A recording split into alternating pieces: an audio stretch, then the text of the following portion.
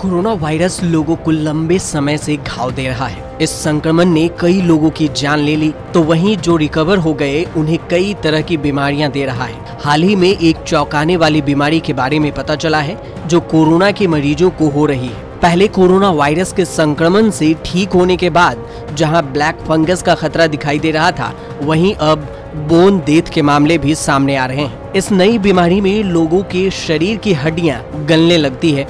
चिंता की बात यह है कि देश के आर्थिक राजधानी मुंबई में अवेस्कुलर नेक्रोसिस यानी बोन डेथ के 3 मामले सामने आए हैं।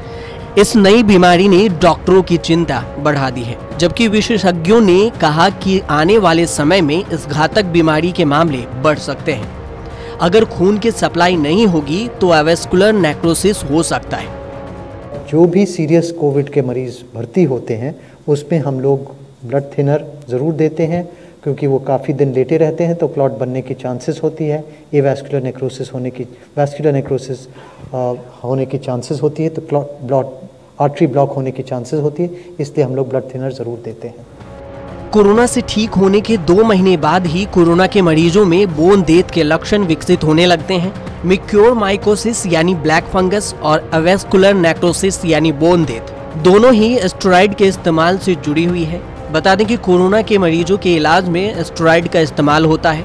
एक्सपर्ट के मुताबिक पहले बोन डेथ बीमारी ज्यादातर उन लोगों में पाई जाती थी जो लोग किसी वजह से स्टेरॉइड का इस्तेमाल करते हैं या धूम्रपान करते हैं या अल्कोहल लेते हैं, लेकिन अब कोरोना मरीजों में भी देखने को मिल रही है। इसके 2 अहम कारण हो सकते हैं। पहला ये कि कोविड के मरीजों में खून का थक्का जमने का रिस्क रहता है, जिसकी वजह से heart attack, brain attack, paralysis या किडनी और आंत में दिक्कतें आती हैं। यह इन अंगों में खून की सप्लाई खत्म होने की वजह से होती है और यह काम करना बंद कर देते हैं। उसी तरह से हड्डियों में भी खून की सप्लाई बंद होने पर बोन डेथ होती है। दूसरा यह भी देखा गया है कि कोविड के लगभग 70 से 80% मरीजों में स्टेरॉइड का इस्तेमाल किया जाता है। इसलिए यह कह पाना मुश्किल है कि बोन की अवेस्कुलर नेक्रोसिस थक्का जमने की वजह से है या स्टेरॉइड के इस्तेमाल की वजह से।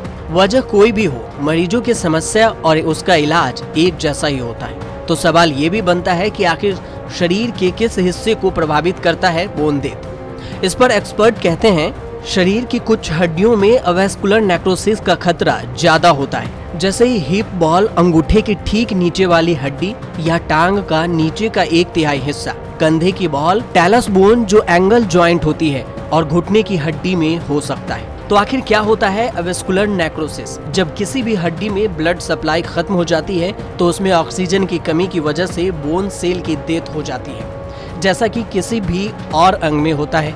इसकी वजह से उस जगह पर या उस हड्डी के आसपास दर्द होता है, मूवमेंट में दिक्कत आती है और जॉइंट में आर्थराइटिस हो जाती है, यानी जॉइंट खराब हो जाते हैं। कोरोना खुद में एक खतरनाक बीमारी है और इसके साथ ही बोन डेथ की एंट्री ने लोगों में चिंता बढ़ा दी है।